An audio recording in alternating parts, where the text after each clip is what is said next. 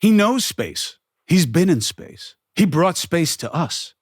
And now he's with us here on Earth, maybe. Who am I talking about? William Shatner. Chris Cuomo here. Thank you for subscribing and following at the Chris Cuomo Project. Thank you for joining the Substack on no ads. Okay, I love our brand partners, but you don't want them? Fine. And you'll get more access to content that people will not get anywhere else, including direct access to me. Thank you for checking out the Free Agent merch. Check out the site Free Agent Sales, SALES, and you'll see a lot of great merch there. As I get more money, we will start giving it away in the new year, okay?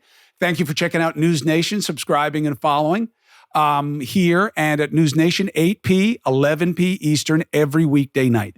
William Shatner, so much more than Captain Kirk, although that would have been enough for generations of viewers. He is a great testament that it ain't about age, it's about stage. And he has an open and curious mind, and for all he has done, he believes there is still so much more. A conversation I absolutely didn't see coming with the one and only William Shatner.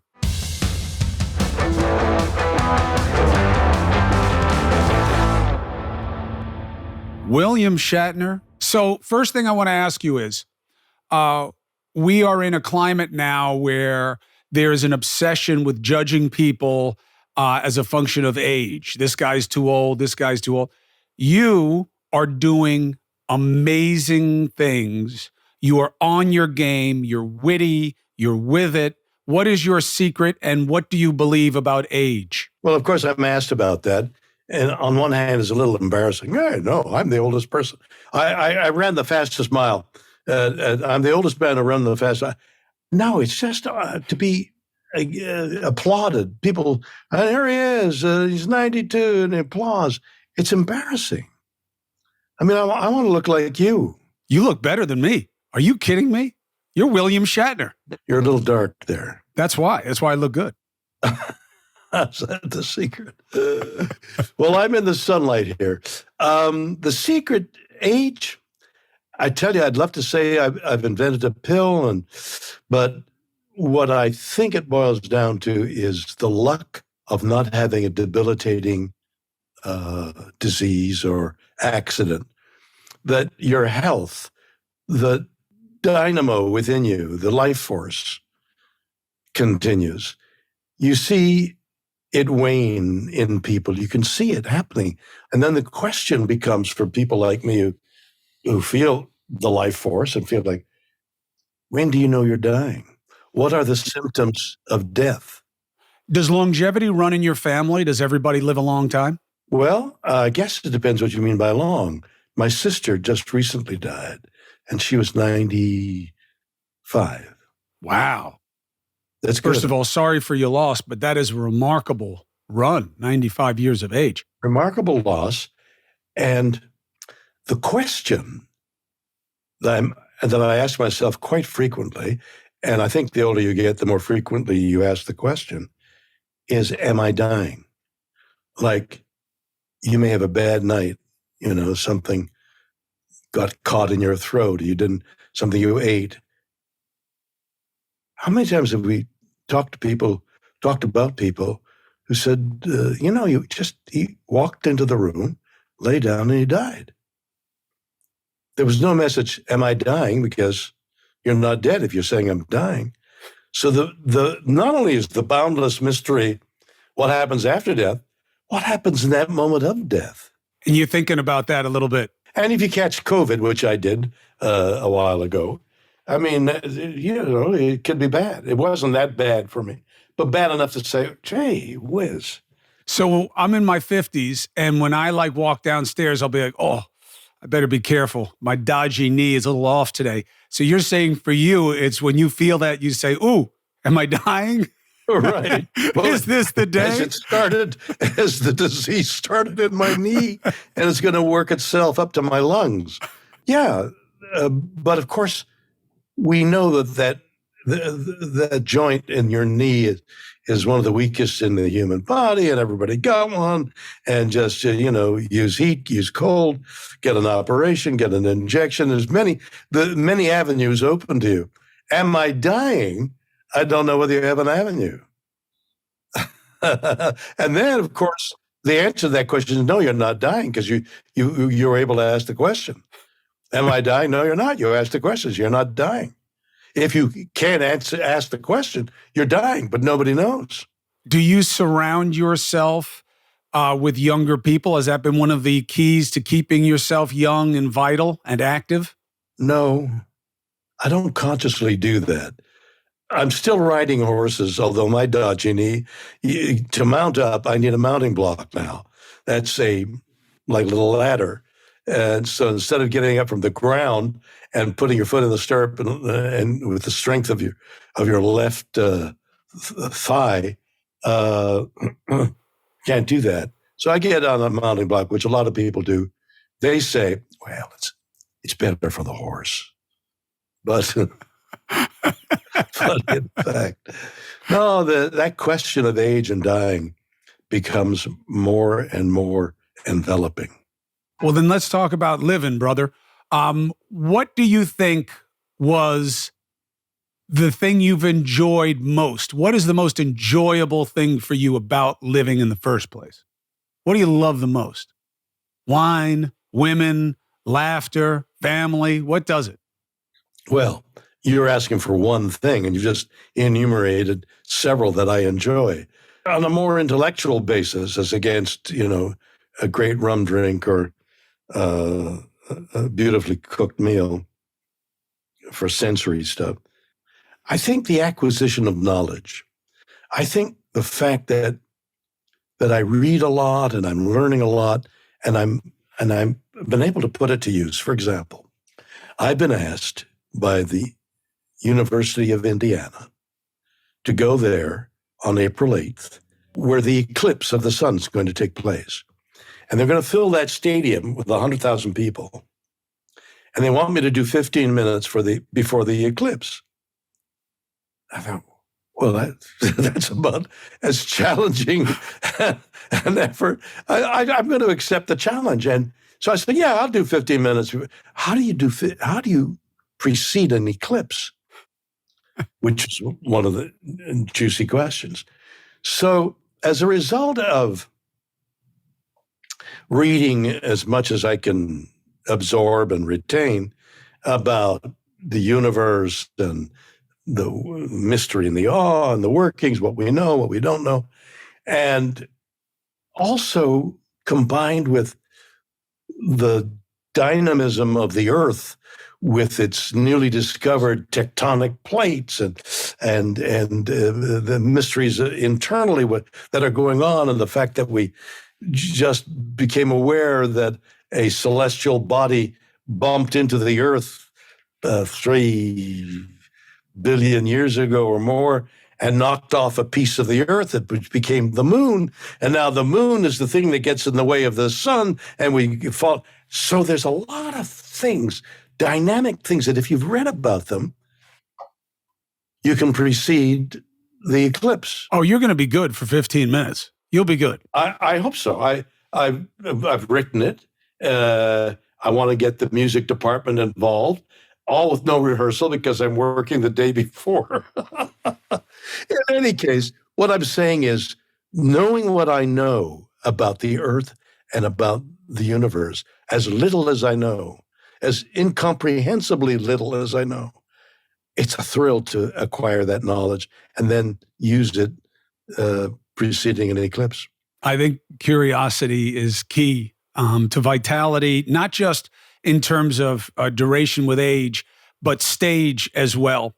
People get frozen in aspects of their lives, dynamics of their lives, periods, and curiosity is the key to all of it. You got to keep searching and asking yourself what your situation means and how you can improve it. Otherwise, you get stuck no matter what your age. I was doing some research for talking to you, and it was interesting going back to when you were first discovered for your big and signature role on Star Trek. And it made me wonder, you were so wowed by the opportunity and so gracious about all of it. Could you have ever imagined that you would be somebody who cares if you were 70 or 80 or 90, that you would always be sought out by people always have fans, have new generations of fans as new generations came. Did you ever imagine the longevity of relevance that you've had?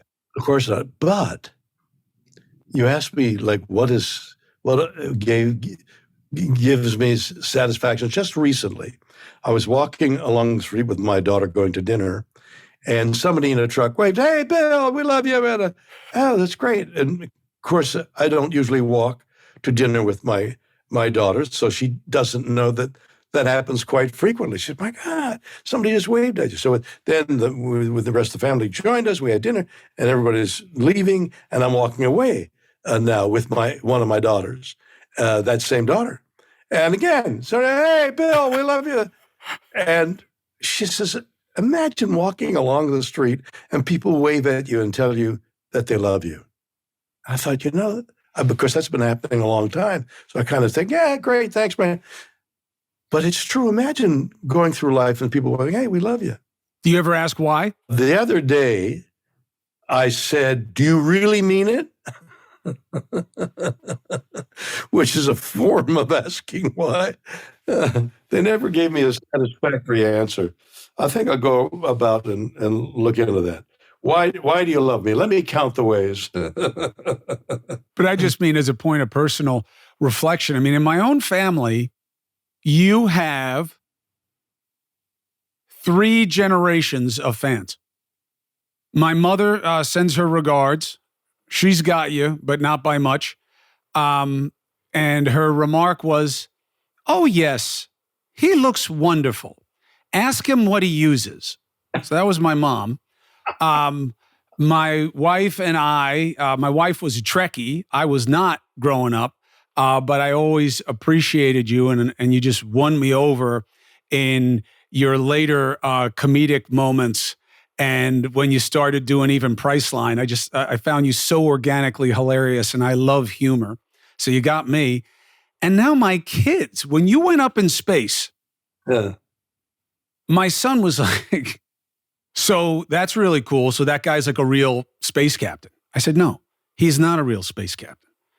"Well, no, but I mean, like he was Captain Kirk and now he's going to space." I said, "No, he wasn't Captain Kirk. He played Captain Kirk and he is riding to space. He's not piloting the aircraft." Are you jealous of his admiration of me? I wasn't as jealous as I wanted to take you down, I think would be more accurate. I wanted to diminish you. But you're mildly dissembling him. You're mildly saying, "Why do you idolize that guy?" Yeah. Yeah, you're right. Now that I think about it, it bothered me. It bothered me that you represented things to my son that I don't. He was admiring me and not you. Yeah. Yeah. But you're entirely admirable. I mean, I don't feel it now, especially after you took time to make this point. Mike Tyson and I have become acquainted over the years. He's an incredible individual. He's an extraordinary man to talk to. I don't know whether you have or not. And I haven't asked him this question, but one time I will, unless you get to him before. And that is, when you got knocked down, because he never got knocked down, when you got knocked down, well, did you feel ashamed? Did you feel embarrassed? Did you feel anger? I never got to ask him that, because what an interesting journey that would take you, a conversational journey that would take you to find out what he really felt, because he's so honest about his feelings. Did you see his one-man show? No, I heard about it. Oh my, you have to get a recording of it. If you want, I'll find it and I'll send it to you. I'm burdening you with that task. Done. I've never examined any character who has created a change, whether it's just a different side of himself or a development or whatever. But I knew him in the beginning. My father was friends with Customato, who was his trainer. And I went and saw him train in Catskill with my father. Yeah. And we watched his first 11 fights, which lasted about 11 minutes. And he was quiet and always described as a little unstable, not the sharpest tool, emotionally undeveloped, and to go from that to this kind of like philosopher that he is now, with how he speaks about things and what he knows and the context for things, has really been extraordinary. And I remember when Buster Douglas caught him with that left hook. Yeah, yeah. And I would love to hear his answer to that, because I bet you it could be something as surprising as relief, because he hadn't been training. He was way out over his skis. His life was out of control. He didn't take Buster Douglas seriously. He didn't even really want the fight. He got caught with a punch out of nowhere against a much lesser fighter. And I wonder if he felt relief, because it's an interesting question to get him to talk about. It had been coming so long. Yeah, I'd love to. We've been dancing with each other trying to get him on. He's very in demand, in this podcast case space. Everybody wants him. He does. He did a podcast, and I did it, but I more or less interviewed him rather than him interviewing me, because I was so overwhelmed with curiosity. But you do that. I've interviewed you here and on CNN, and you ask a lot of questions for a guest. Well, it's part of the curiosity. It's the continuity of the conversation. I mean, what's the point of you saying, well, what was the best thing you ever did? And what did you do? As against, well, what did you do? And how did you? So apropos of Mike, I said to him, I've never been in a fight as an adult. What's it like? And he went, you've never been in a fight? Like astonishment that an adult has never punched anybody else out. Have you? Yes. More than once? Many. Did you win? Sometimes. I would argue, and not to be idealistic about it, if you are fighting barehanded, it is very hard to argue, unless you sucker punch somebody and get very fortunate, that anybody wins. Everything hurts, Bill. Everything hurts. Anytime you hit somebody, but your hands, hitting somebody, I show my son my hands all the time when I'm trying to tell him how stupid a surrender violence is.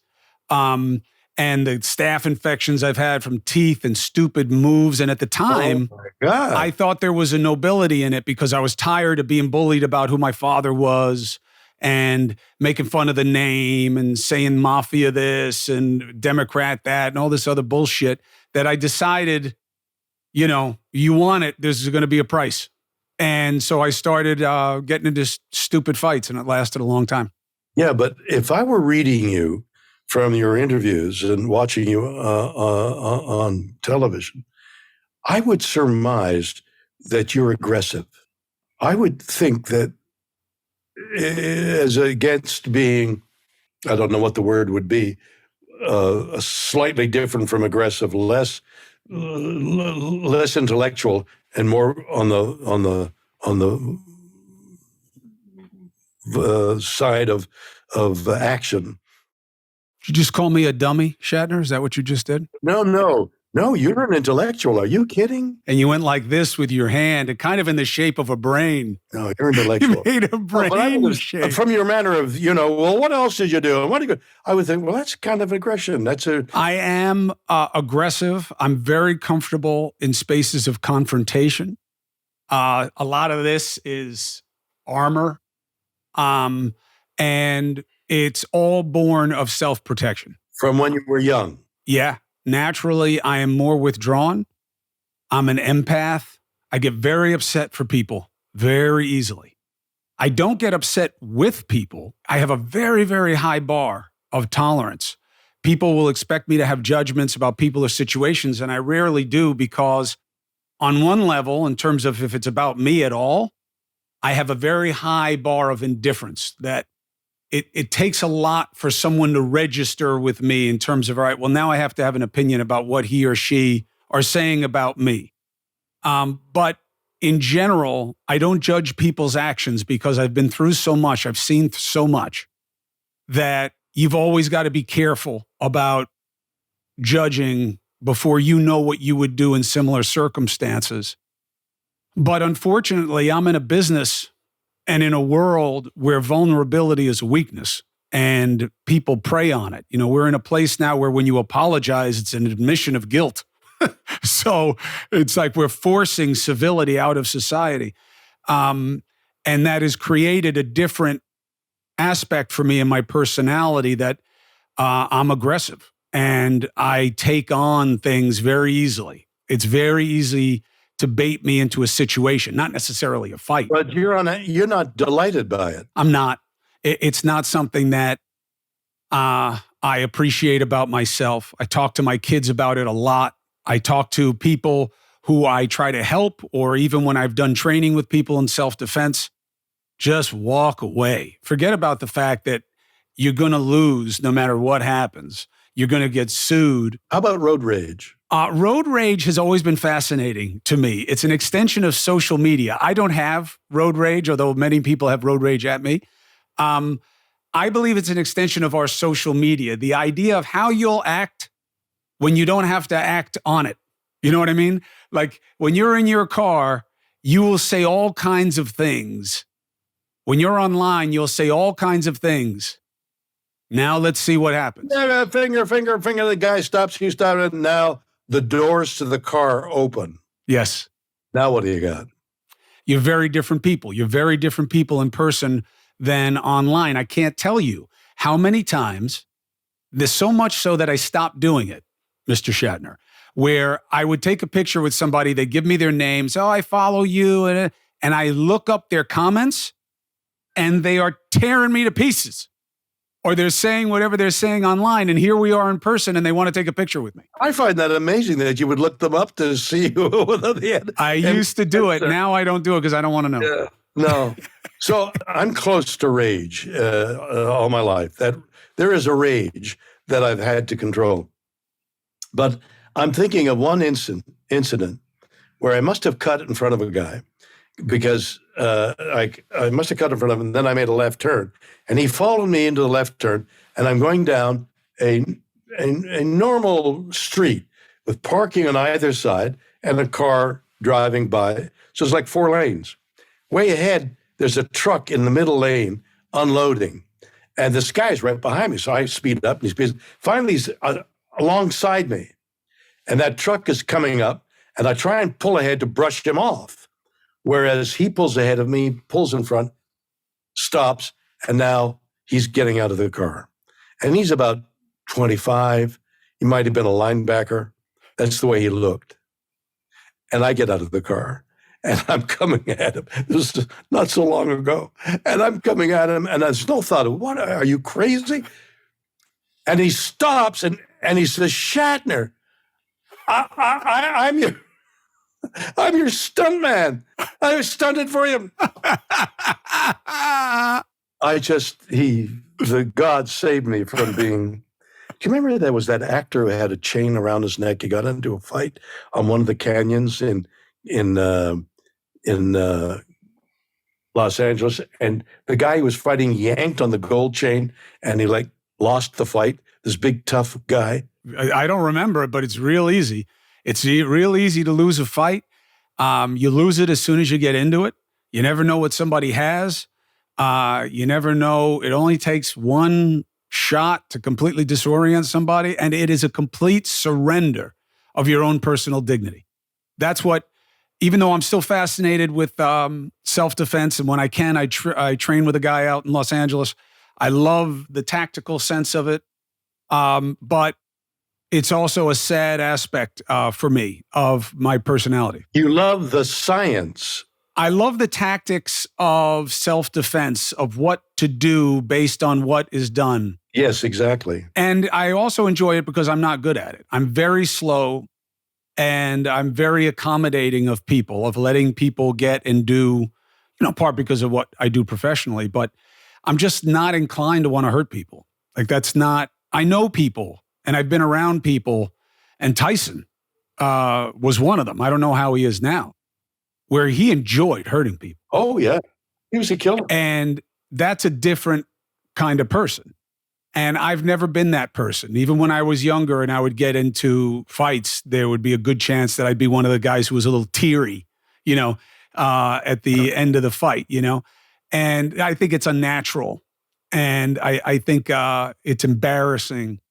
But on the flip side, Bill, we live in a society now where people say the meanest, most obnoxious things without any accountability. Are they increasing that, or is it just they have the opportunity like this one to say it? I think it heightens it.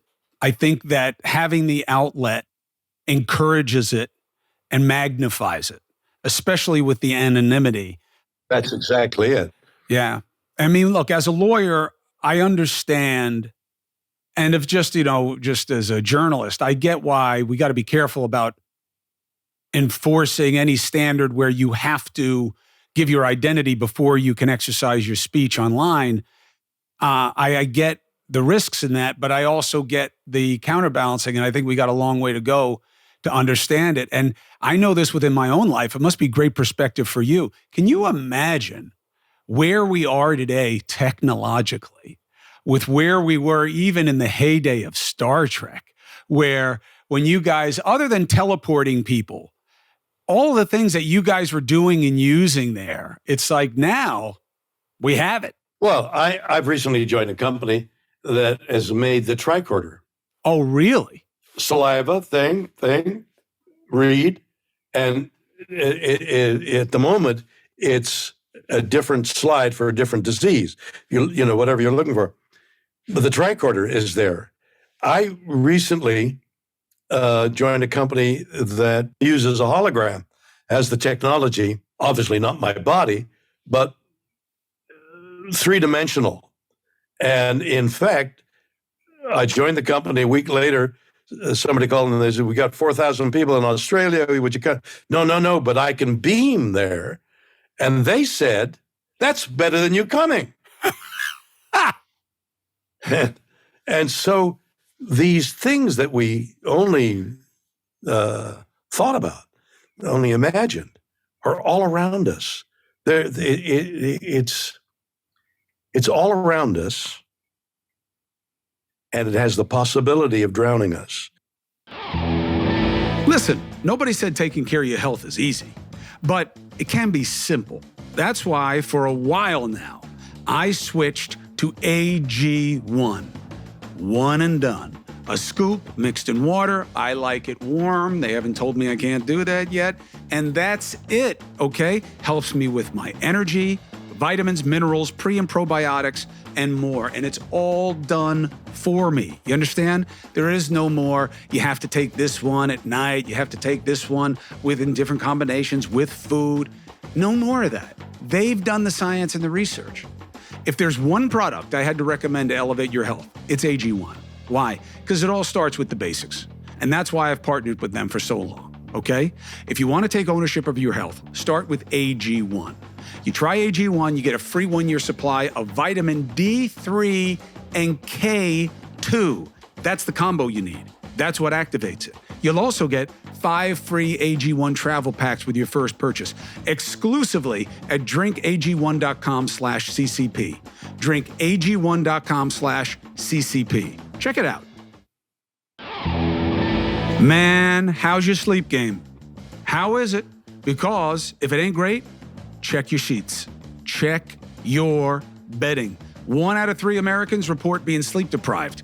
Bedding can be the problem, all right? Wrong sheets. Why do they suck? Because they don't move right. They trap body heat, boil 1 minute, freeze in the next. There's a solution. And it checks so many boxes. Cozy Earth sheets. They breathe, baby. You sleep at the perfect temperature all year round. I know because I do. And I have sleep problems, and there's no question this has been better. And I also like the look better. I like how they launder better. And there's another great part. Cozy Earth's best-selling bamboo sheet set is made from viscose bamboo. Temperature regulating. Only gets softer with every wash. Look, some people say viscous, some people say viscose. You say it viscose, you say it any way you want. The concept is the same. It's bamboo, baby. You know what that means? We ain't killing trees to make textiles here that we need for our forests. Bamboo is so sustainable. It's perfect for this. And that was what really pushed me over. Because look, like most guys, I don't think bedding, like on a regular basis. But when I found out about Cozy Earth and that all their products can be returned or exchanged within 100 days, and that they have a 10-year warranty against defects. Are you kidding me? I got 3 dogs. This is a home run. You go to CozyEarth.com and enter the code Chris at checkout, and you save up to 35% on your first order. Hello, gift idea. CozyEarth.com, promo code Chris. CozyEarth.com. Prize Picks, the largest daily fantasy sports platform in North America. If you are into DFS, Prize Picks, you got to try them. Easy, exciting way to play DFS, all right? And here's the nice thing. It's just you against the numbers, all right? You don't got thousands of other players. You got pros in there, sharks, who knows what. You pick more than or less than on 2 to 6 player stat projections, and then, if you're any good, you just watch your winnings roll in. You want to play alongside some of Prize Picks' favorite players? How about Meek Mill? Ooh, that's good. How about comedian Andrew Schultz? You can now find community plays. You'll see it right where the promo tab is. And you look there on the app and you'll see entries from some of the biggest names in the Prize Picks community every week. So, look, we know we're all getting more and more into it. Why? People are doing it. It's exciting. It makes the games more fun to watch, especially if they're not great games, because you have something that at least keeping you interested in the outcome. And, you know, you get to do it with your buddies and whoever else is watching. And there's also a little bit of a sense, for me, of testing yourself. How well do you really understand the state of play? That's why I like Prize Picks. And that's why I'm asking you to go to prizepicks.com/CCP, use the code CCP, and you'll get a first deposit match up to $100. Again, you go to prizepicks.com/CCP, you use the code CCP, and you get a first deposit match of up to $100. Prize Picks. Pick more, pick less. It's that easy. Yeah, and it's interesting. It's a riddle. How do you explain how technologically we're advancing so rapidly, and yet, in terms of civility, we seem to be regressing? I hate to think, and yet I don't want to use that as an excuse of basic human nature, but there is a dichotomy, obviously, of the reptilian brain and our frontal lobes, but that division is so abrupt and so instantaneous. You can go from being this intellectual to being the reptile in an instant, and that's human nature. How do we teach morality to a computer when we don't know how to teach morality to our children? Mm-hmm. Look, and this is something as a parent, and again, as an observer of human behavior and a witness to history, has become more and more confounding. I have to tell you something, and I know this hits home particularly to you. I never thought that I would see in America Jewish people afraid for being Jewish. I never thought I would see that here. Growing up in New York, you know, the family that I choose, people who married into my family, my nieces, you know, Jewish people all over. My father's good counsel was a Lubavitcher Rebbe. He was like a godfather to me. I was a Shabbos Goy, all these things. And now to see Jewish people saying to me, should I change my kid's name? I should definitely take the Star of David off him though, right? Should I send him to Hebrew school? You know, what do you think is going to happen to us? Do you think they're really going to, how surprised were you as someone who grew up in a conservative household that this is how people are regarding Jewish people? My preference, my choice to think of it is that it's like some other cause in the world where the young people are. Vietnam. How many people turned against the country, there was bedlam in the universities, shootings in the universities. And you thought, my God, the country's ruined. And it comes back the heavy weight of custom stops all these things eventually, and things simmer down back into the middle. I'd like to think that there is indeed an incredible admiration for the Israelis taking on this war and taking on the world, with notable exceptions, because they've lived with this fear for so long, and they have to do something about it.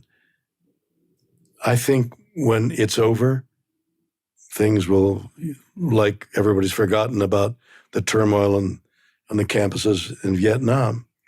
I think this will blow over eventually. Well, I hope it actually is a cause for change. I mean, the campuses have been targets of speculation about what's happening there for a long time, and to see their best and brightest, their presidents, just whiff on obvious questions. The only explanation I have, which nobody really wants to agree with, and I think it's because it's not PC, is I do wonder if, to the communities that are outraged, the populations who are outraged or that are outraged, I wonder if they see Jewish people, at least as they understand them here in America, to be graduated into whiteness, where, doesn't matter that Shatner's Jewish, he's a white guy who's successful and empowered, and not a minority anymore. Jews are not minorities in America. They're white people who are in power. I don't get this white people thing. I never got this white people thing. Like, Jews are advocating for other races to come in to overwhelm the white. Well, what are we? Aren't we white? Some Jews are white, right? I mean, you know this obviously, but a lot of Jews aren't white. A lot of Jews are Mediterranean complexions. But I do wonder if that's why they don't get protection on campus as minorities. Think about how bizarre it is. So you have a black female president, President Gay of Harvard, first black female, who is saying, well, it depends on the context when you talk about Jews and genocide. And behind her is the provost and the head of the Harvard Corporation, who are both Jews. And the only thing that makes sense to me is that people don't consider Jews minorities in America. And it was just really baffling to me. It's baffling to me to watch this struggle going. I get being Palestinian in terms of wanting to see the suffering to stop. I think that's an obvious and natural instinct. It does have to stop. And it's horrible seeing that concentration of young people in that population in that small area getting murdered by the masses. It's horrible. You should think it's horrible. Israelis think it's horrible. But the question is, how do you stop it? And what happens after there's a ceasefire? And how do you negotiate peace with a terror organization? And how does Israel do what the people want when the head of their government, Bibi Netanyahu, is out of step with his own people and doesn't really want a two-state solution? Like, I see all this nuance, and we're not in an age of nuance. We're in an age of just in-your-face, heavy emotion, heavy feel, light fact. On the other hand, you could also say that these pustules of emotion, pustules of ugliness have burst. And in some cases, when pustules burst because of disease, you're on your way to healing. And is it possible that all this emotion, I'd rather say emotion than hatred, is all part of, oh, look, we got something to be excited about, as was all these other demonstrations, and the truth of the matter will, and the humanity of the matter will evolve, but it is going to take a while now. Bill Shatner, we need to pop the zit of xenophobia. Too long? No, perfect. My producer is staring at me with angry eyes because I haven't yet said how much he enjoys your music. Shatner Claus Oh my God. Come on. Shatner Claus went number one. Has been? Has been. Great album. Ben Folds guided that album. I've got a new album coming out. Is it rap? Yeah, involving, it's for children from 6 to 12, involving the concept of how intertwined not only people, but all of nature is. We come in that primordial soup. We came from those cells that instead of eating each other, absorbed each other and became more and more complex. So everything alive on Earth, come from the same place. We aren't like white and black. We aren't a leopard and a gorilla. We are a life force of intelligence that came from the same place. Some of the titles of the songs, Elephants and Termites. What is that? On the plains of Africa, the termites will build mounds 6, 8, 10 feet high. Very complex. Elephants roaming the prairies, so to speak, have an itchy butt. They itch their butt on the mound. The mound collapses, but it's a mud made that's been chewed and masticated. Water collects in that debris of the mound. The elephants are walking around it. Gradually, it becomes a watering hole.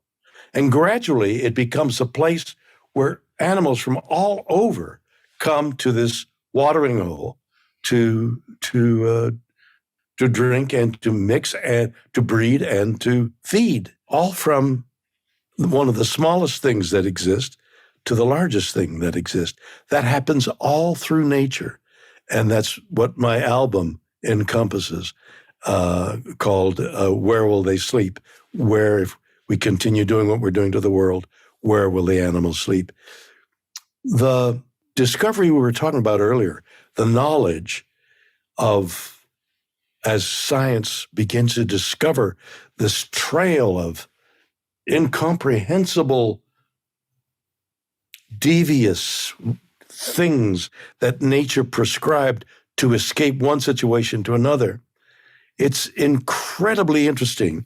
And it's one of the things when you were asking me what thrills me, that thrills me.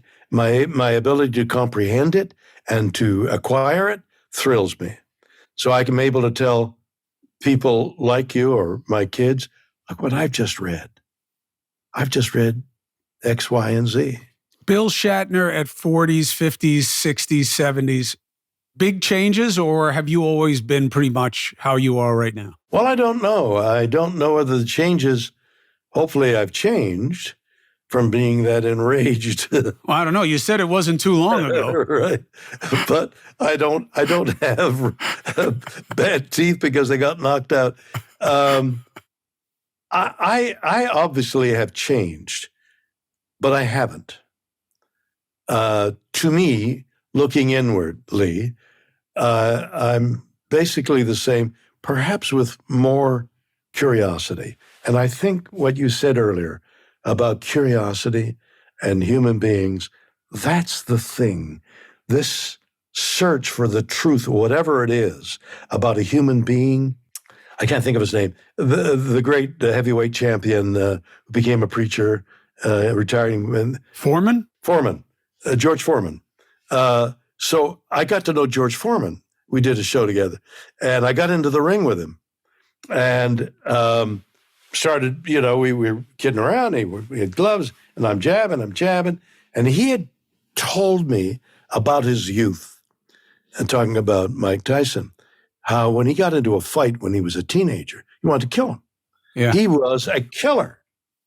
And then when the championship and he acquired religion and he began to understand humanity, he stopped being a killer. Then he had to go back in the ring. I said, why'd you go back? He said, all my kids were going, eat, need to eat. That's why he went back in. But I punched him, jabbing, And in the beginning, he's like, hey, yeah, yeah, yeah, yeah. And I could see the light, the killer light in his eye. So, and suddenly something woke up there, and I thought, holy mackerel. And we had planned a big John Wayne punch, which he did, and I faked the whole thing down. But it was something to see this kindling. Yeah, I don't know what you were thinking about. You listen, yes, you got a human being in there, you got a sentient person, you got someone who can evolve.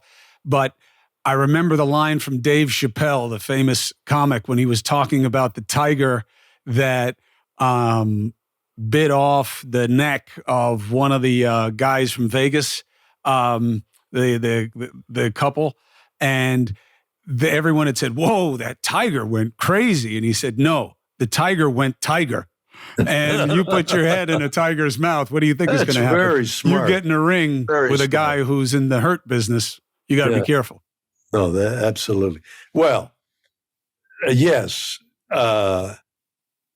I can't imagine him punching me out, but I can imagine him saying, I got to get the blinkers on this light because I'm suddenly 16 and I'm going to kill this guy on camera.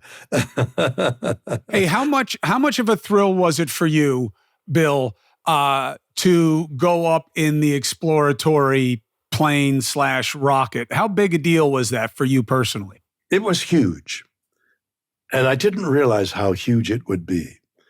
As you can imagine, I've spoken about it a great deal. So there's a long version, a shorthand version. The shorthand version is, I wasn't going to go. Who needed that?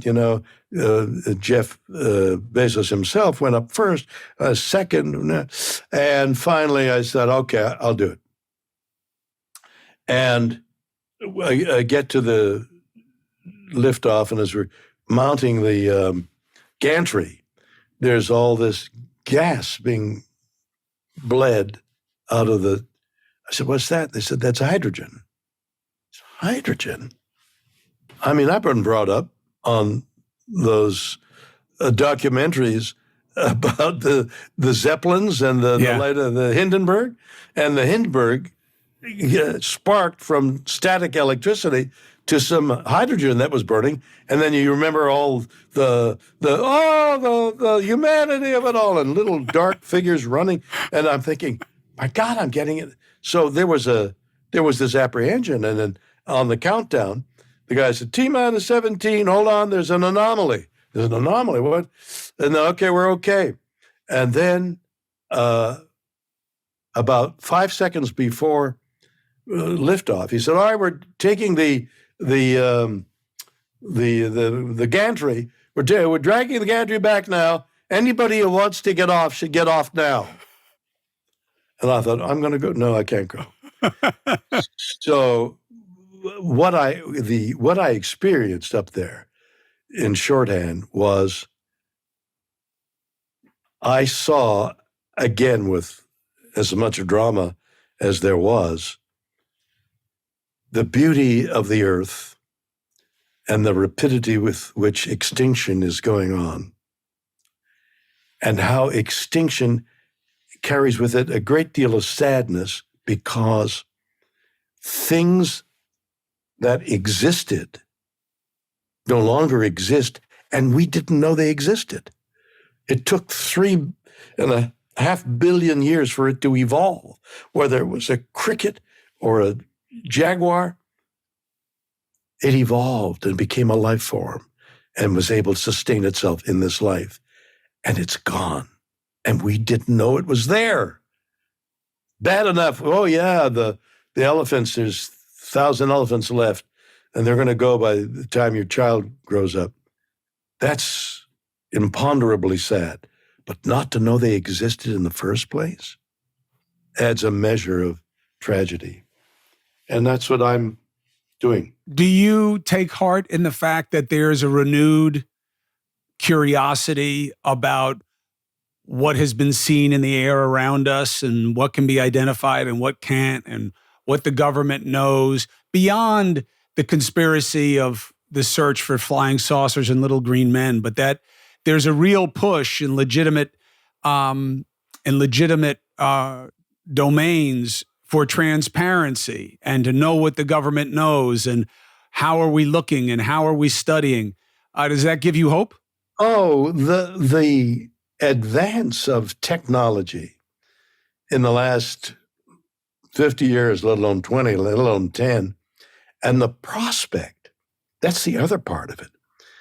What they're doing, they're on the cusp of finding so many things, new things, molecular computers. I mean, esoteric discoveries that we have no idea yet, except they're in the labs. It's a race. The graph is going destruction, saving, and that saving part of technology is just around the corner. We may be able to get carbon out of the air and bury it. We may be able to use methane as an energy source. All the things that are wrong can be turned right by technology. It's there. It's almost there. And the race is, and it's a race. It's the next few decades of whether we live or die. That's how I feel about it. What do you make about the desire to know more about UFOs and stuff like that? You think it's a worthy pursuit? Or you think it's people playing on mythology? Up until recently, when the government released film and stuff you could see and touch, I thought, if I'm an alien and I've come 10 billion years, the whole societies came and went in my spaceship, and here I am, and I'm just going to hover around and look, and I'm not really here, is grotesque. But recently, we've been shown film that we can't explain. And there is a phenomena, I'm trying to think of the word, in which nature, like in the ocean, different heat levels, currents of heat, will affect sound so that whales can be heard 3,000 miles. It bounces off certain waves of different temperatures of the Earth. We now know that happens in the air as well. So there's much that we're seeing. God, the name, meta. So that we're seeing visions of things that happen in nature. The most recognizable one is an oasis in the desert. So you see an oasis and it's not there. And that's a projection of something thousands of miles away hitting a hot air stream and reflecting onto Earth. And we think it's there, but it's not there. The word is coming to me, but hasn't come to me yet. You let me know when you have it. But I mean, look, that is the idea of, sound channels and what that informs us about the ability to go through space and time. And that people could have, not people, but whatever. Other life could have sent probes the same way we're sending out probes. And they're around. Or maybe it's just Iran or China sending stuff around. When you use the word time, you're using a word that is infinitely adjustable. We don't know what time is. Yeah, you were messing our minds with that back in the 60s and 70s with Star Trek. You're the reason for all this. We don't know what time is. I'm totally confused by space-time. I have no idea what that means anymore. Are you surprised by where we are? Is this where you expected us to be when you look at the world around you? I have children like you. And grandchildren. And grandchildren, great-grandchildren, children. And I fear for their ability to live on Earth. And so I'm preoccupied with what we've been talking about in the last few minutes, about the existence of life on Earth. I mean, life will always continue here, but certain types of life will not be able to be able to live in the atmosphere. And there have been 5 major extinctions to the point where like 90% of life was dead. So we're in the midst of a 6th extinction right now, and mankind is responsible for it. So if we're responsible for it, and if we're acquiring the knowledge to do something about it, then maybe we will. How do you account for people completely dismissing that and saying, no, it's always been like this? And yeah, maybe we're contributing a little bit, but it's like infinitesimal over the course of time. And these are just the cycles we've always had. I'm not buying an electric car. Exactly. I've received mail to that point, and I think, are they crazy? I mean, it's wish fulfillment. No, nothing's happening. We're okay. That's kicking the can down the road. That's like, I can't pay the mortgage. Let's go to the movies. It's inexplicable to me with everything that's going around. There were some years back there when some scientists said, well, no, it's just a cycle, and it's, the earth is wobbling and the sun is emitting more heat or whatever it is. No, it's not. We now know that it's going to happen, and very rapidly. Do you believe in the value of looking back on choices and thinking about what you should have done different and what you regret, or do you not believe in the value of that? I don't believe in regret. I mean, I don't know whether the word believe is applicable, but I don't think you should apply. I don't think you should think in terms of regret. And the reason for that is, you come to a split in the road, and you go to the left or go to the right, and you say, I'm going to the left. You've made a decision, and the first step you take going left, you're already in different circumstances. And should you say to yourself, oh, I regret not turning right, it's implausible, because you've already acquired the choice of going left. Now you know more than you did before you had a choice. Now, if you wish to go right, change your mind, that's something else. But you can't regret a decision you made when you only had a certain amount of knowledge.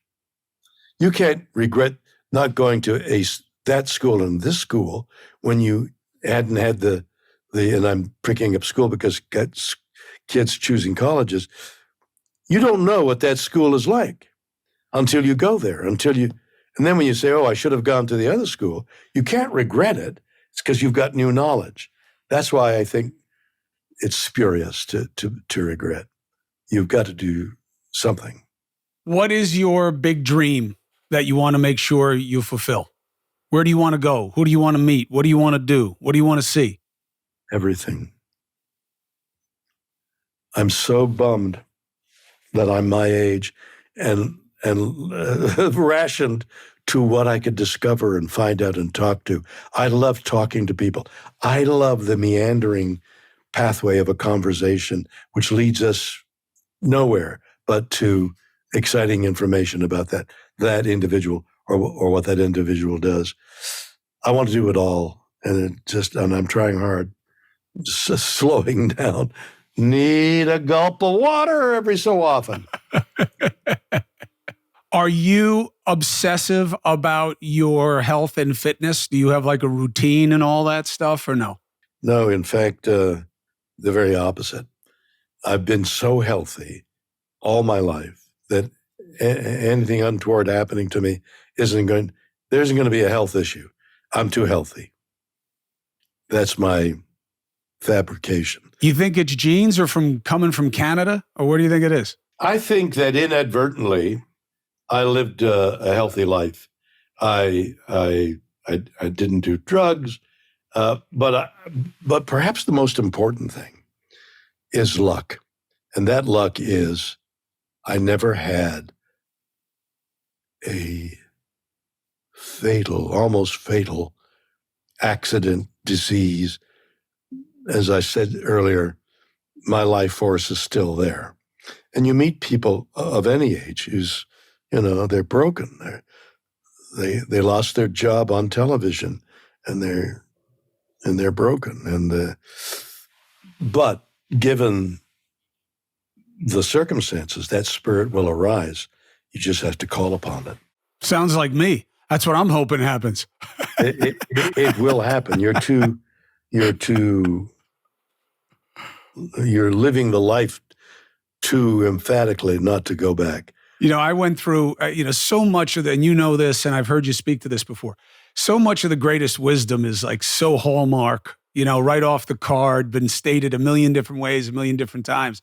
But I do remember having almost a hysterical laughing fit when I was talking to somebody where I live. I was walking. I got into walking because like nobody wanted me around because I was like, like a black cloud. So I was like walking a lot. I'd walk 3, 4, 5, 6 miles. And I'm walking and I passed this like same lady all the time who was like just flying. She was one of those speed walkers. And she was always looking at me, and half the time I had a cigar, and hat on. So I stopped her once. Oh, no, she was stopped. And I stopped her, and she's like, boy, are you going through it? I've never said hello to her, just a wave, just a wave, And she stopped, and I kind of stopped and said, hey, how we doing today, Speedy? And she just looked at me, and she was like, boy, are you going through it? And I said, going through what? And she said, oh, I see it on your face every time you're out here. She's like, hey, it happened. It's over. And now you're going to go on. You'll appreciate it a little more. Not who knows, but enough already with the puss. And I didn't even know this lady. So that was it. I just, I kept walking. I started laughing my ass off about how great. At the end of the day, you know this many times. You are a spectacular journalist. You are a real personality. You deserve to be up there as you are now, as you're coming back now. And I have nothing but great admiration for you.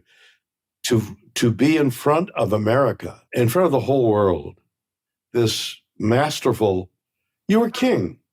You were the best on that show, on that thing. And if anybody was impenetrable, it would have been you. And then everyone thought, oh my God, if it can happen to him, it can happen to any of us. That was the whole point, was everybody was afraid of getting sick. I was afraid of getting sick. And I figured I might as well put it to some kind of value for people. And, just like everything else, I never appreciated how much it meant to people, good, bad, and other, until I got fired and people started coming forward to say whatever it was. And I realized the relevancy to people and the usefulness to people after the fact, which is fine. But I wouldn't do anything differently. I know that much. Oh, you were caught in a web that it didn't apply to your abilities and your intelligence and your likability. I think the easiest way to deal with it is it happened. And the less I think, because I spent so much of my time, Bill, trying to figure it out and rationalize and argue or whatever. The past is the past. You learn what you can, you move on, and you keep going. I got a lot, and you got plenty of things to keep you. If there had been a logic to what happened. Nah, it doesn't work that way. It's almost like chemical chain reaction. But listen, you were good to me when I was at CNN. You're good to me now. I love what you're doing. I love what you are about. I'm a huge fan of yours, and I'm always available to help with whatever you're motivating. You got a platform with me. You look great. You sound great. Thank you for being with us. Thank you. Pleasure to being with you, and thank you for asking me. Take care.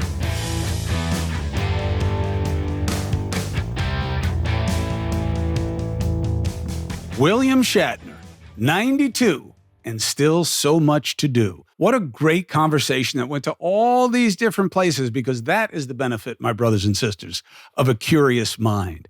What will Shatner do next? I can't wait to see. Thank you for subscribing, following. Thank you for being part of the Substack. Shatner's in there. No, he isn't, but he might be. So you'll get no ads. You'll get more access to me and content you're not going to get anywhere else. Check out the free agent gear. Shatner's a free agent. He's got the gear. No, he doesn't, but I'll send him some. And thank you for watching on News Nation, 8 and 11 p. Eastern, every weekday night. Let's get after it.